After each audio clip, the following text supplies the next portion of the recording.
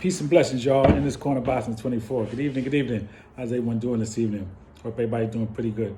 I'm doing pretty good on this side as always. God is great, God is good, and I definitely can't complain. So, I'm going to talk about boxing, a robbery, what a robbery really is in boxing. Because people get it twisted and get it misconstrued and want to make comparisons about fights that they really don't understand. What we saw, and this is going back to comments about Julio Cesar Chavez, I don't know about a lot, but some people believe that he's the greatest Mexican fighter of all time. So, I've said that I think Canelo is the greatest Mexican fighter on time. And because there's some people who like Chavez, they said he's the greatest. So when I start talking about Chavez and the fact that he fought a bunch of nobodies the first half of his career, more than half of his fights was nobodies, people we don't know, even somebody who had their first fight, their pro debut, and nobody can defend that, but they still say he's the greatest Mexican fighter of all time. So then when I bring up and I say, well, he got some decisions that he shouldn't have got, like the draw with Sweet Pea Whitaker. He beat him the whole fight, every round, outboxed him, made him miss, and Chavez still got the win. That's what you call a robbery. That's a highway robbery in boxing. The fight wasn't even close. But when you want to bring up Floyd Mayweather and Delahoya, that wasn't a robbery. Okay? That was nothing close to what happened with Sweet Pea Whitaker and Chavez. Delahoya gave that fight away based on what he didn't do, and he said it himself. He should have jabbed more. He should have stuck with the jab. Now, him saying that he was hurting Floyd with the jab and all that, that's another story. I don't believe that. But if he abandoned his jab that he said was working, then why did you do that? A lot of the punches, if you watch the fight over, as I watched that fight over and over, a lot of the fights that De La Hoya threw was not hitting Floyd. Okay, when he had him on the ropes, he was sitting him to the body a little bit, but the headshots he was missing. He wasn't hitting Floyd like that. When it was in the middle of the ring, Floyd took control. Okay, now De La Hoya blocked some of his shots too, but Floyd was being more of the aggressor. The only time De La Hoya threw punches, or the most punches that he threw, was when Floyd was on the ropes. And again, he wasn't landing all the shots. So I could see Floyd getting that fight. The worst that could have been was a draw, but I could see Floyd getting the fight or winning the fight. Okay? So that was not a robbery. A robbery is, like I said, Chavez and Sweet Pea Whitaker. A robbery was Oscar De La Hoya and Trinidad. That was a robbery. Okay? He beat Trinidad that fight. He moved around, but he outboxed him. That was a robbery. What we saw on Saturday with Jesus Ramos and Erickson Lubin, that's a robbery. Lubin didn't win that fight. Lubin threw a lot of punches as well, didn't land all those shots. He did land some body shots, and he did the 6th, 7th round, he amped it up. But the first half of that fight, Ramos had it, and you're not going to tell me that Lubin just won the last 6 rounds. That was a robbery. So when we talk about robberies, we're talking about that. We're not talking about where it's a close fight and somebody is doing landing punches or they're not. Okay? We're talking about a robbery is when the fighter is totally, unanimously beating one fighter and they still give it to the other fighter. Okay? I think Chavez and Sweet Pea is probably the worst robbery in boxing. And then he got another gift when he fought Meldrick Taylor. And Richard Steele, all he had to do, and I keep saying this, you go watch the fight for yourself. Some of y'all got to stop being emotional, man. Don't make picks when it comes to fight off emotions, and don't talk about decisions off emotion.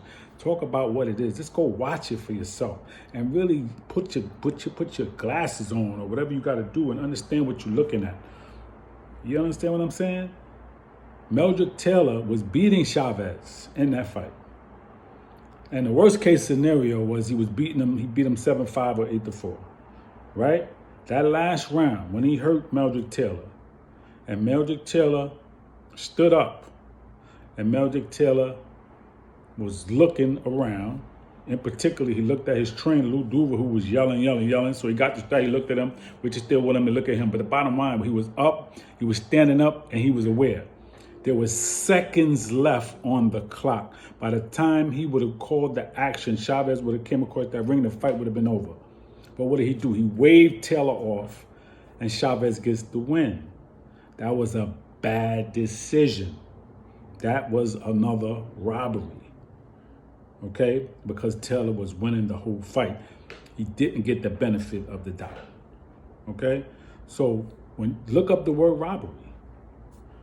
Those are robberies. Do not compare Delahoya and Floyd Mayweather and put that in a category as a robbery just because you don't like Floyd and you like Delahoya more. Okay? But then when I prove to you what happened with Sweet Pea and Chavez, then you want to justify that, or you say, oh, it happens. No, it shouldn't happen. That's what the judges are for, to make sure it doesn't happen. And a qualified ref that's just not going to make a decision based off of his emotion, but actually, okay, man, this is how it's, okay, boom, stop. No, give him a chance. Some of these refs don't do that. And Richard Steele, man, had some bad decisions in his career when it came to boxing. Not one of my favorite refs at all. I'm not saying he's the worst ref, but he's definitely not one of my favorites because you never know what you're going to get with Richard Steele. Like my favorite ref right now is Harvey Dock. I think he's the best. Tony Weeks is good, but Harvey Dock, I feel like he's the best. Okay?